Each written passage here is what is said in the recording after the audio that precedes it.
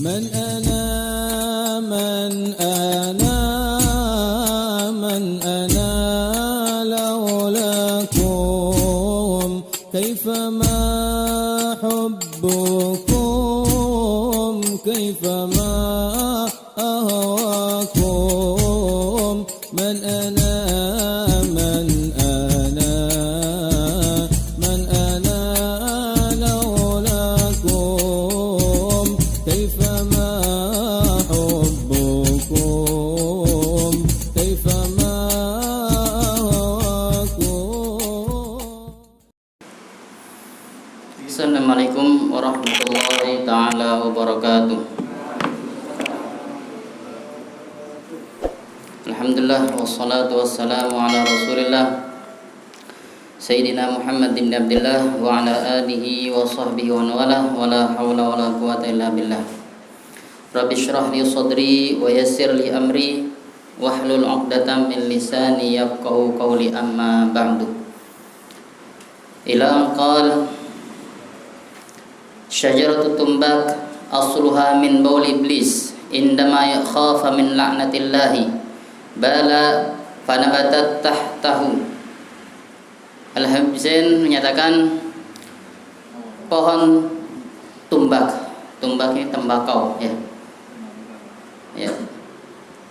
Asluha, asalnya pohon tembakau itu min baul iblis, dari kencingnya iblis ya. Dari kencingnya iblis ketika si iblis itu takut dari laknat Allah Subhanahu wa taala. Jadi ketika iblis dilaknat oleh Allah Subhanahu wa taala, ia takut dan kencing ya. Dari kencing itulah tumbuhlah pohon tumbak atau tembakau ya. Berarti wa ja'alna minal ma'i kulla syai'in hayy ya. Kami jadikan segala sesuatu air jadi hidup. Dari kencing jadi pohon tembakau ya. Ini jeleknya atau tidak bagusnya tembakau. Bahkan dinyatakan inna syafaatal auliya, bahwasanya syafaat para aulia itu mamnu'atun fi syurbit tumbak, terhalang atau tercegah dari orang yang merokok. Jadi para aulia itu bisa memberikan syafaat, mendapatkan izin dari Allah Subhanahu wa taala untuk memberikan pertolongan kepada orang yang ingin ditolong oleh para aulia. Tapi bagi para pecandu rokok ini, mereka tidak bisa mendapatkan syafaat para aulia ya. Udah nggak usah banyak ini ya, biar cepat hatam ya.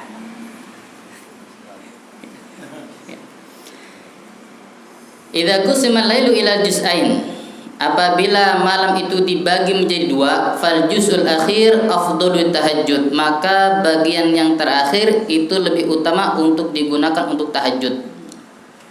Wa in qusima salasatu ajza, kalau dibagi menjadi tiga bagian, kalau malam itu dibagi menjadi tiga, fal awsatu afdal, maka yang tengah-tengah itu lebih afdal ya. Ya. Tahajud di sini apaan? Ada istilah qiyamul lail, ada tahajud.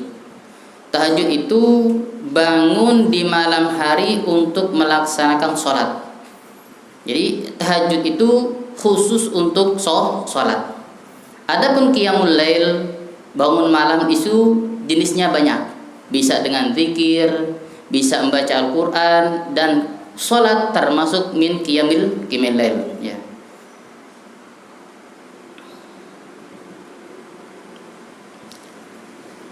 Kemudian ad-dinu yusrun, agama itu mudah. Wala yumazijuhu usrun, dan tidak dicampur aduk dengan kesulitan. Wa man syaddada ala hadhil ummah ba'athahu Allah fi dhulmah ya. Kata Al-Habib Zain, agama itu gampang, mudah ya. Gampang, tidak sulit. Karena Allah Subhanahu wa taala tidak memaksa kepada hambanya sesuatu yang tidak dimampui, yang tidak bisa dilakukan oleh seorang hamba. Ketika Allah memerintahkan sesuatu, pasti hamba itu mampu. Cuman karena sebagian manusia merasakan itu suatu kesulitan, padahal itu sudah suatu kemudahan dari Allah Subhanahu wa taala. Ya, dalam syariat Islam ada istilah tarkhis, ada dispensasi, ya, rukhsah, yaitu hukum yang berat jadi ringan. Ketika puasa tidak mampu, boleh untuk berbuka. Ya. Ketika sakit, boleh untuk tidak puasa. Rukhsah, banyak keringan-keringan di dalam agama. Ya. Cuma tadi ada sebagian orang yang merasakan emang itu susah. Ya. Berarti orang ini hatinya sudah terhijab, termahjub, tertutup dari keindahan dan kemudahan yang Allah berikan kepada hamba-hambanya. Ya, naudzubillah, ya. Makanya waman syaddada ala hadhil ummah ba'atsallahu fi dhulmah, barang siapa mempersulit terhadap umat ini, Allah akan bangkitkan ia dalam kegelapan. Maksudnya kegelapan di sini kan dia sudah tertutup dari nur Allah Subhanahu wa taala.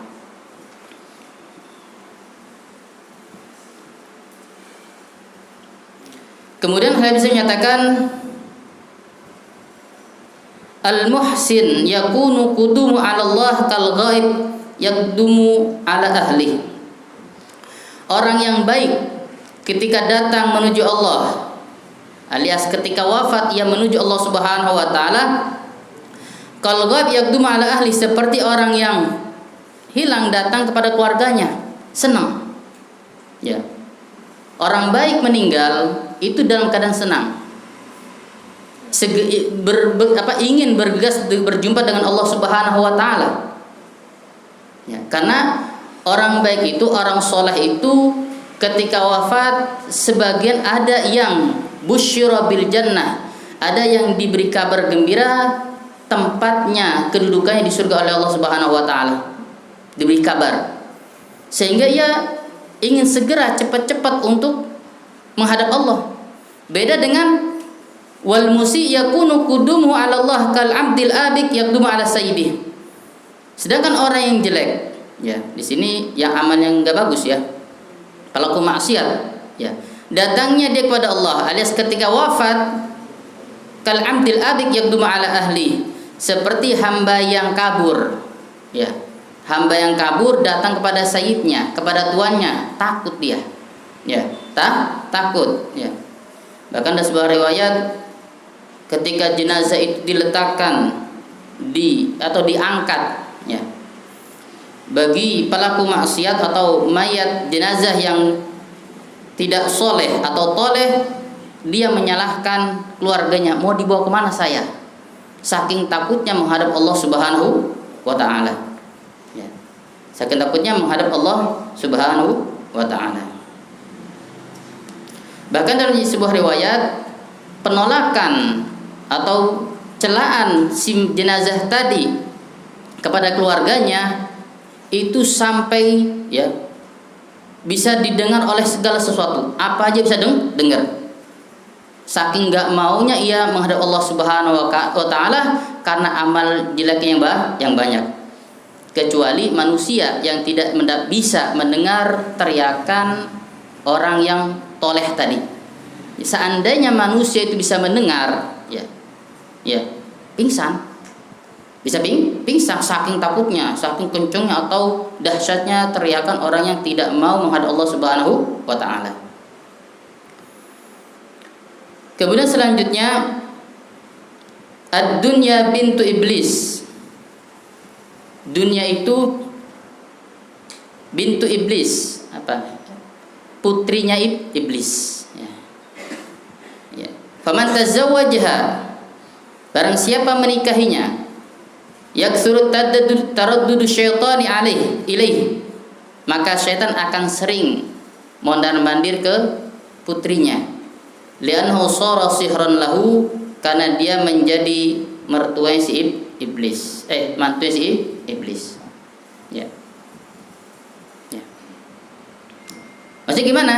Ya, maksudnya di sini adalah, ya, jangan kita cinta kepada dunia, jangan cinta kepada dunia. Ya, Jangan cinta karena bahaya.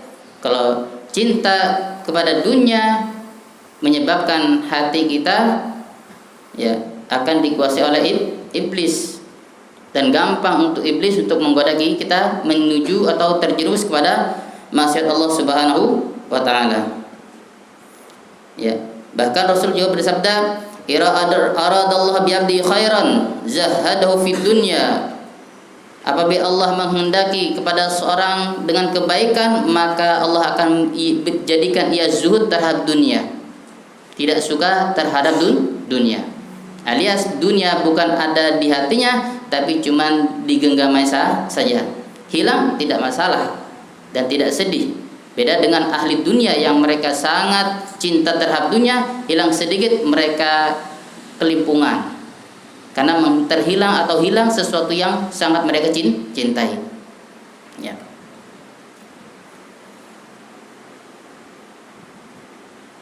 Kemudian dinyatakan, man lam yatafaqqah, barang siapa tidak memahami fikih, irtatam tsumma irtatam, maka ia akan terjumus kepada kesalahan, kemudian ia akan terjumus lagi dan terjerumus ya. Jadi aslinya seseorang itu wajib mengetahui atau belajar sesuatu, terkena kewajiban belajar sesuatu ketika ingin melakukan hal tersebut. Contoh, ketika orang ingin melakukan jual beli atau ingin jualan, di situ sebelumnya dia harus wajib mempelajari hal-hal yang berkaitan dengan jual beli. Harus faqih, mengerti tentang hal jual beli, syarat, rukun dan lain sebagainya. Ya. Mengapa demikian? Karena kalau dia tidak memahami dengan perihal jual beli, maka ia bisa terjebak kepada hal-hal yang akad tidak sah, atau bisa terjerumus kepada perbuatan riba. Itu yang wajibnya. Begitu juga ketika orang ingin haji. Sekarang kita tidak wajib mempelajari hal-hal yang berkaitan dengan haji, tapi ketika sudah mendapatkan panggilan untuk haji, disitulah orang untuk wajib mempelajari yang berkaitan dengan haji, supaya hajinya tidak melakukan hal-hal yang melanggar agama, sehingga hajinya menjadi haji yang mabrur. Ya. Maka di sini man lam yatafaqqah, barang siapa yang tidak mengerti fikih, maka ia akan terjumus kepada hal-hal yang dilarang atau perkara hal-hal yang riba, wal yadu billah.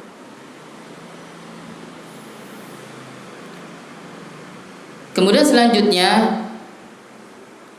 la yazalu fi kulli zamanin man yahfadhu li awwali marrah. Senantiasa ada di setiap zaman orang yang menghafal Quran pertama kali. Maksudnya tidak terputus. Di tiap zaman itu pasti ada orang-orang yang menghafal Quran.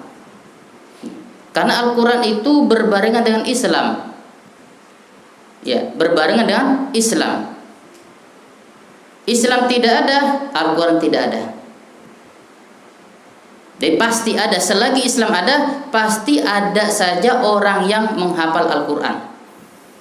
Dan para penghafal Quran adalah orang-orang pilihan yang Allah pilih untuk menjaga Al-Quran. Karena di antara bentuk penjagaan Allah Subhanahu wa taala terhadap Al-Quran, ya Allah nyatakan dalam Al-Quran, inna nahnu nazzalna dzikra wa inna lahu lahafizun.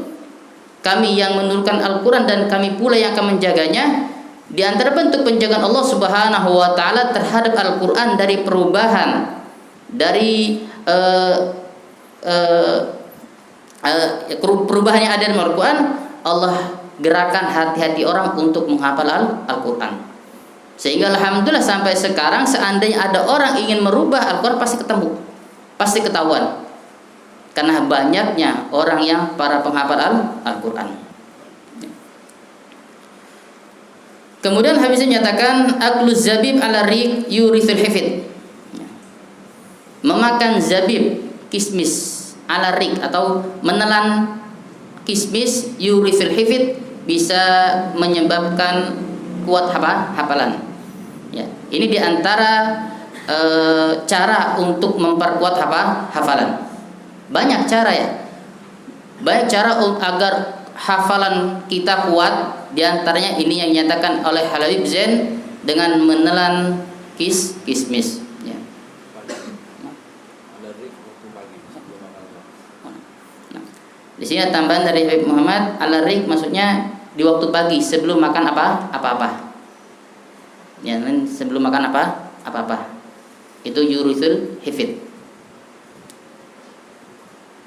Dan baik lagi diantara keistimewaan buah kismis ini.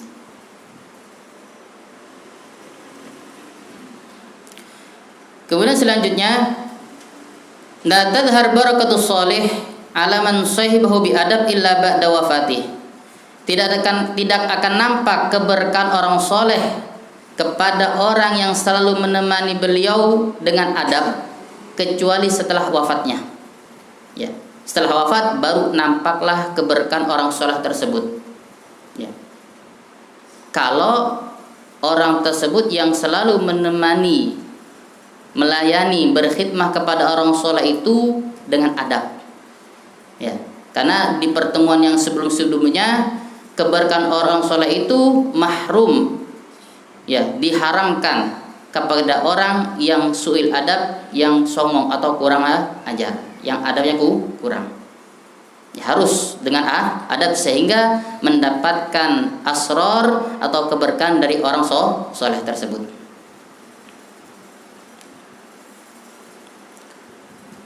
Kemudian Al-Habib Zain nyatakan mahat yulaqqa siqayah wa ahlu baiti dima. Ya.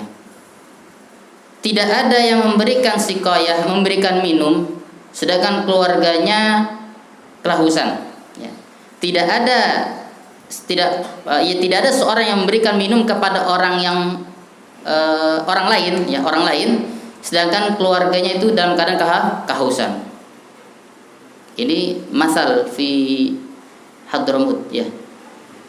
Ya. Di Hadramut itu, di antara keistimewaan kota Hadramut itu, mereka banyak bertabaruk, ya, atau memberikan air cuma. Jadi banyak barodah itu, biasanya ada air kocok keran-keran air itu di dekat masjid atau di tempat-tempat ramai itu untuk minum orang. Siapapun ingin minum silahkan. Ya. Dan di sini kata Habib Zain, ya, masali hadram itu kalau ingin memberikan minum kepada orang lain dengan membuat seperti itu silahkan, asalkan keluarga nggak kehausan. Tapi kalau kehausan ya jangan, karena keluarga lebih diutamakan dibanding orang lain. Al-aqrabuna aula min ba'dihim. Itu. Al-aqrabun aula bil ma'ruf. Ya. Ya. Kerabat itu lebih aula, lebih utama untuk mendapatkan kebaikan kita dibanding orang lain. Ya.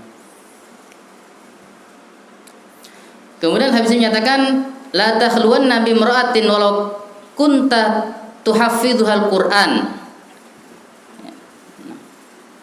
Jangan kau berkhalwah, berduaan dengan wanita walaupun engkau menghafalkannya kepada Al-Qur'an, mengajarkannya Al-Qur'an. Jangan, nggak boleh. Ya. Bahaya ini, tipu daya wanita sangat dahsyat.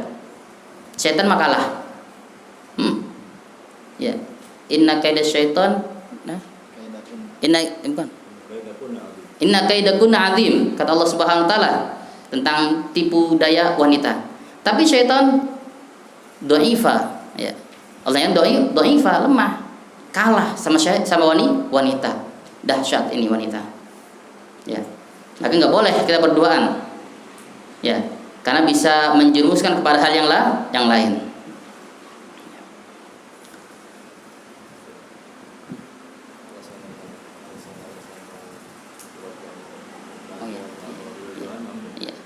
Ya, karena nanti kalau sudah berdua itu modusnya banyak. Ya, modusnya banyak, berduaan. kemudian habis itu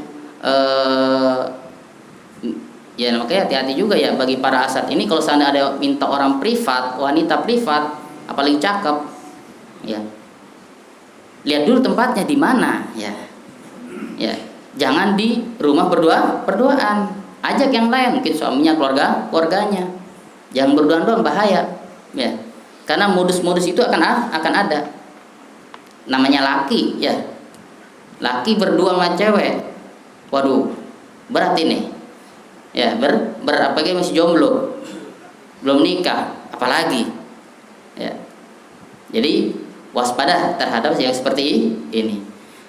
Kadang setan itu memberikan ajakan itu cakep, manis. Ya, ini mau belajar, saya ini mau belajar, mau mengetahui Islam, cakep. Ya, tapi tujuannya ingin jerumusin.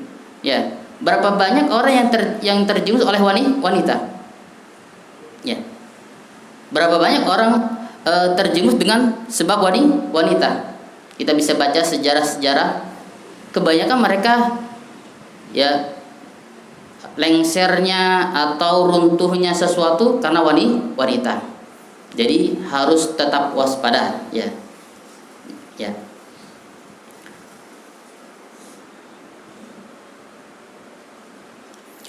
Kemudian uridatid dunya alaman qablana bikamili zinatiha wa jamaliha wa maliha fa'aradu anha. Disodorkan dunia kepada orang sebelum kita dengan kesempurnaan perhiasannya, kesempurnaan kecantikannya, keindahannya dan hartanya, fa'aradu anha, tapi mereka menolak, berpaling dari dunia. Wa uridat ala ahli zamanina, dan ditawarkan, disodorkan dunia kepada ahli zamannya, orang sekarang, ya. Ka'ajuzi syamta, seperti wanita tua yang kayak mak lampir, nenek sihir, tua jelek, ya. Faqalu, maka mereka berkata, ya orang-orang sekarang, bagainash ala ma fish, ya kami mau apa adanya, ya. Dengan seperti itu masih doyan orang zaman sekarang, ya. Karena tertipu dengan dunia. Padahal dunia sudah tua, ya. Karena ini baik lagi karena lemahnya iman kita,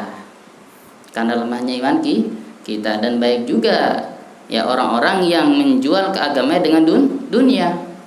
Padahal dia tahu dunia itu seperti itu. Dunia itu tua. Dunia itu tidak ada manfaatnya yang bisa menyebabkan ia masuk surga. Ya, dunia itu bisa menjerumuskannya ke dalam neraka. Tapi masih aja ada orang-orang yang menjual agamanya untuk mengharapkan dunia yang sedikit, wal'iyadu billah. Ya.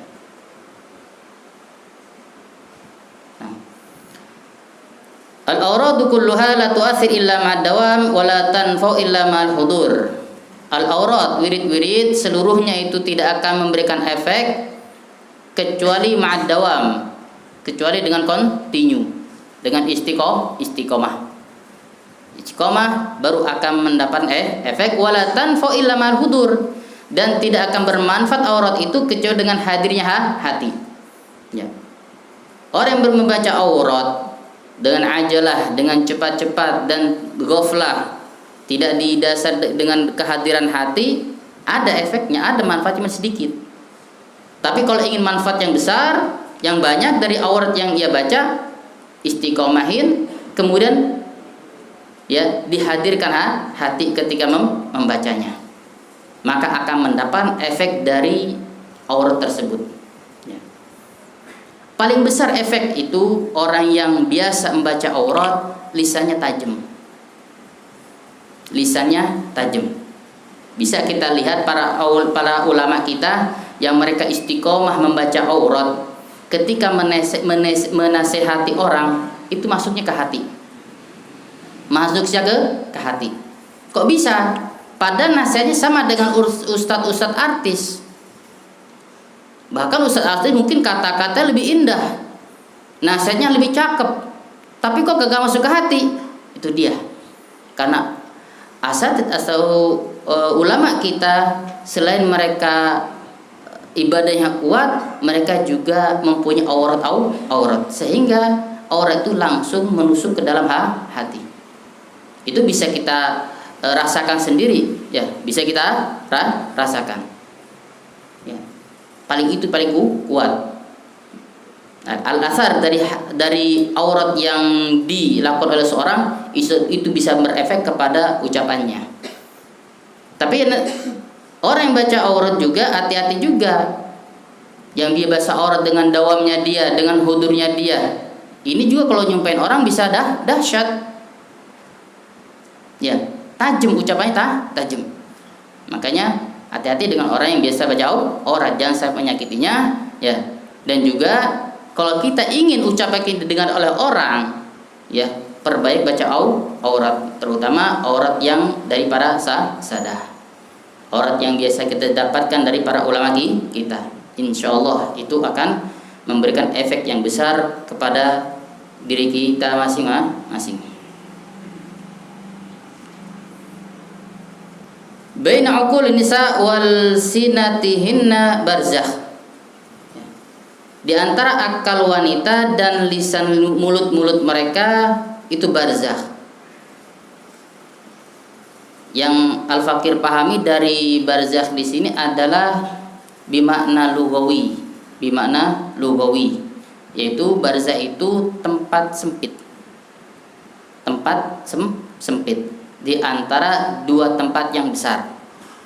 Ya, maksud gimana? Wanita itu sabarnya sedikit, alias tidak kuat untuk menahan kesabaran.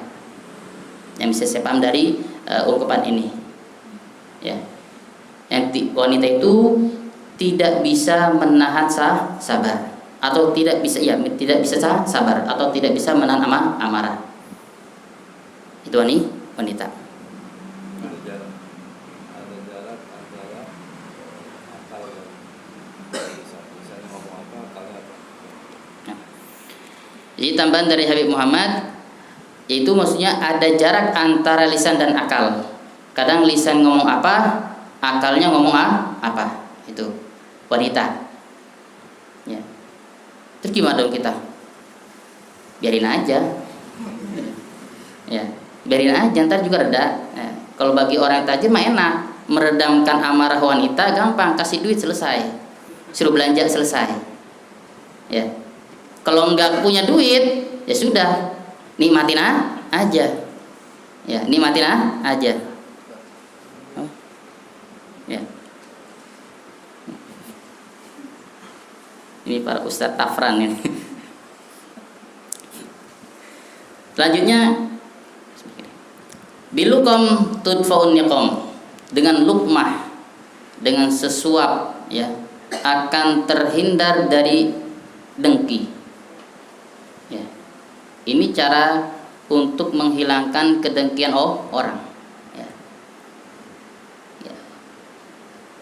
Untuk bisa menghilangkan kedengkian orang, atau juga bisa menghilangkan mudarat dengan lukmah.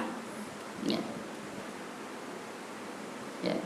Dengan sedekah, ya. Dengan sedekah bisa menghindari orang dari bahaya. Ya. Ada sebuah cerita.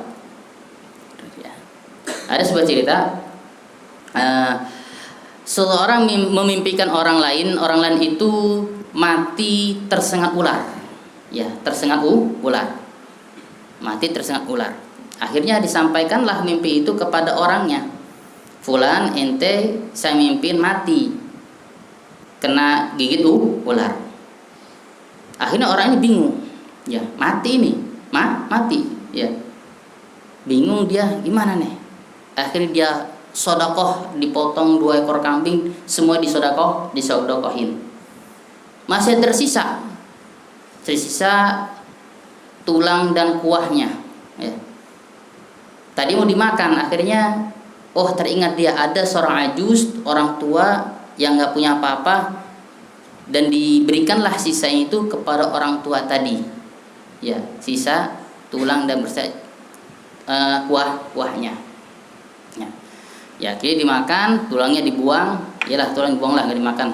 Ya, tulang dibuang. Setelah itu ternyata benar. Pada hari itu juga ada ular datang memakan sisa-sisa gaji-gaji yang di tulang tersebut.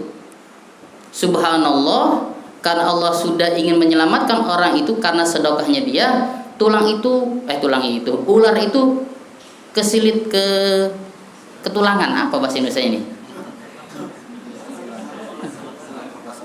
Ya, bahasa ular. Kesel tulang.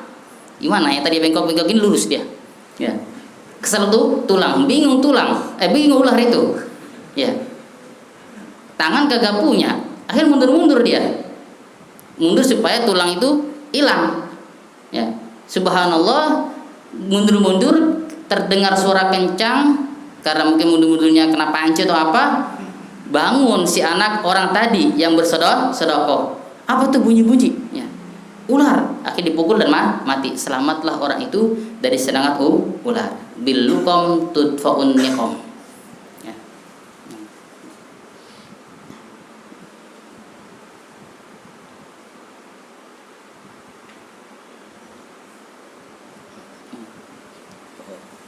Wallahu a'lam bishawab.